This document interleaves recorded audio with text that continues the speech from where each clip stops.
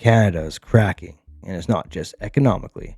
In British Columbia, separatist support is rising. David Eby is melting down, and the media is trying to evict Pierre Poilievre from the Stornoway house. And Mark Carney, he's about to meet Donald Trump. So buckle up. This is The Hard Truth Canada. Before we jump in it, please hit like. It really helps get our message out. Our goal is to hit 600 subscribers this month, and we are almost there. We all know people in Alberta, Saskatchewan, and even New Brunswick have been thinking about leaving Canada. But did you know British Columbians want out too? Right now, 28% of people in BC support separation from Canada. That is up from 20% not too long ago. And if that doesn't concern you, maybe this will. Over 200 First Nation bands across the province are discussing how to gain more rights and autonomy from Ottawa. One independent MLA asked David Eby if he's going to respond to these growing concerns. A reasonable question, I thought. What about you? Instead, Eby smiled and said he's excited to be working with Mark Carney because nothing says unity like ignoring 200 Indigenous bands and a growing separatist movement in your own province. When pressed again, Eby snapped and accused the MLA of being a racist for bringing this up. Let me get this straight. Asking about First Nation rights is now racist? The left has officially run out of arguments and it's gone full slander mode. Good morning, Mr. Speaker.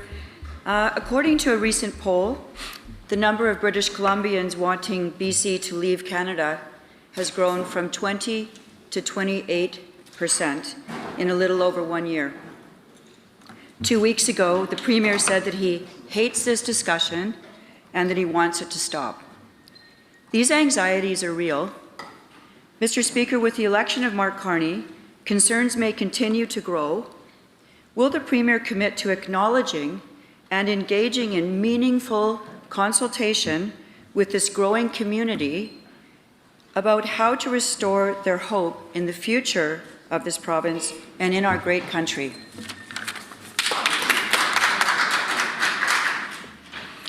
Premier. Thank you, Honourable Speaker. I am very excited to work with the new Prime Minister of Canada, Mark Carney.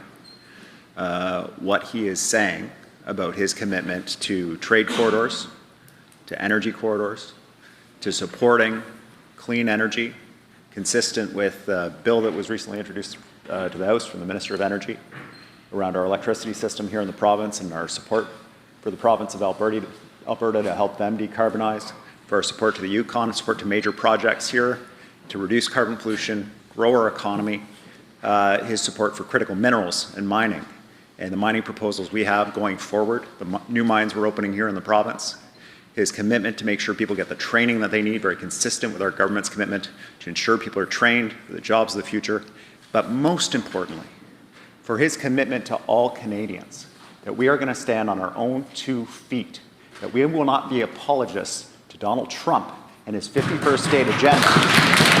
Because what we're seeing is people who want to flee the United States and come to Canada. We want to welcome them here. We want to stand strong as an independent and sovereign country, and I look forward to working with the Prime Minister and all my colleagues across Canada on that. And there were no apologies made by me there. The Premier says he supports Team Canada, but has done nothing to address the greatest threats to our unity. Political interference by the Chinese Communist Party, the fragmentation of BC by over 200 bands, each asserting its own sovereignty, and the strangulation of our economy by powerful US-funded environmental groups and other hostile powers that are active in BC.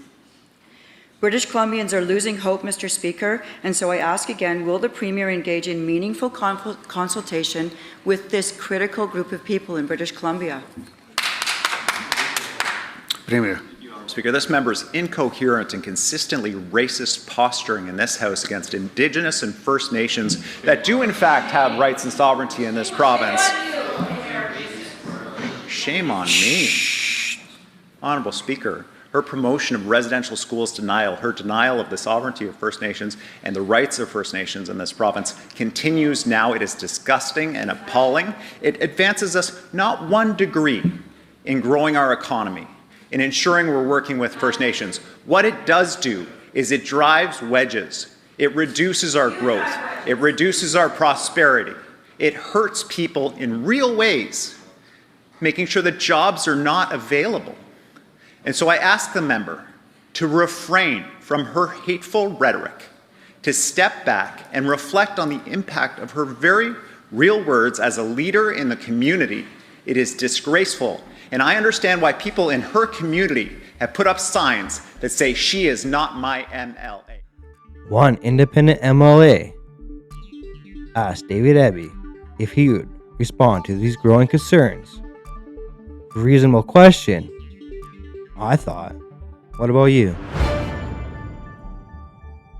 Story 2.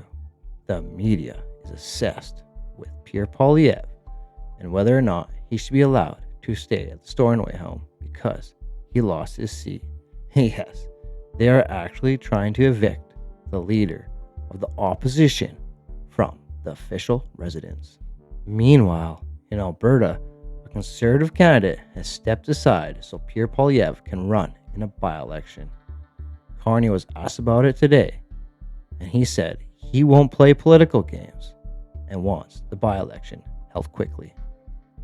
Appears Conservative leader Pierre Poilievre is going to get another crack at winning a riding. Poilievre, of course, lost his Ottawa area seat in Monday's election. And now we hear that Conservative MP-elect Damien Carrick will resign to allow the leader to run. Carrick won the riding of Battle River Crowfoot in Alberta on Monday. Your thoughts on this breaking news? It's not unexpected that there would be a safe Conservative seat that would open up to give Mr. Poilievre the chance to get into the House. What I found admirable and very sportsmanlike on the part of Mark Carney is he was asked the question before this was even announced today, and he said, I'm not going to play political games around this. If somebody steps down and offers their seat, the chance to win their seat, because you still do have to get elected, to Pierre Poilievre, he says, I'm not going to play games. I'm going to call it right away. I've already indicated to Mr. Poilievre that if it's the decision of him and the Conservative Party to trigger, if I can put it that way, a by-election, I will ensure that it happens as soon as possible. Okay. No games, nothing, straight.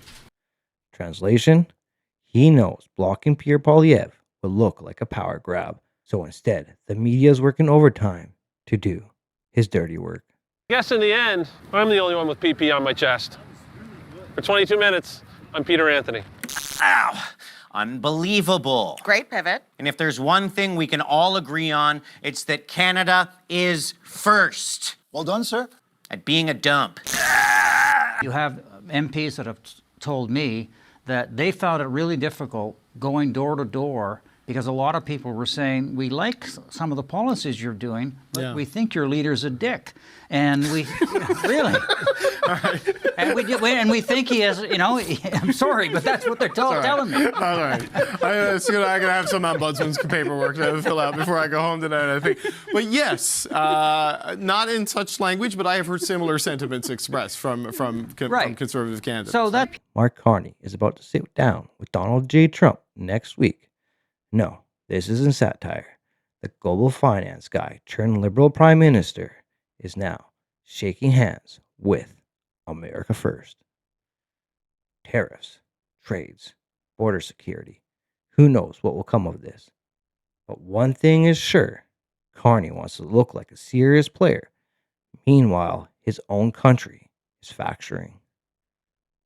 His media allies are targeting the opposition, and the West is getting restless. This isn't unity. This is control. This is distraction. And this is what happens when elites run the country while calling everyone else a threat to democracy. well, I think we're going to have a great relationship. He called me up yesterday. He said, "Let's make a deal." You know, he was running for office. They both hated Trump, and it was the one that hated Trump, I think, the least that won. I actually think the conservative hated me much more than the so-called liberal. He's a pretty liberal guy. But no, I spoke to him yesterday. Couldn't have been nicer, and I congratulated him. You know, it was a very mixed signal because it's almost even, which makes it very complicated for the country. It's a pretty tight race, but he's a very nice gentleman, and he's going to come to the White House very shortly, within the next week or less. If you're tired of the spin, hit like, comment, and subscribe. Share this with someone who still believes in the CBC. We'll be cutting through the noise right here on The Hard Truth, Canada.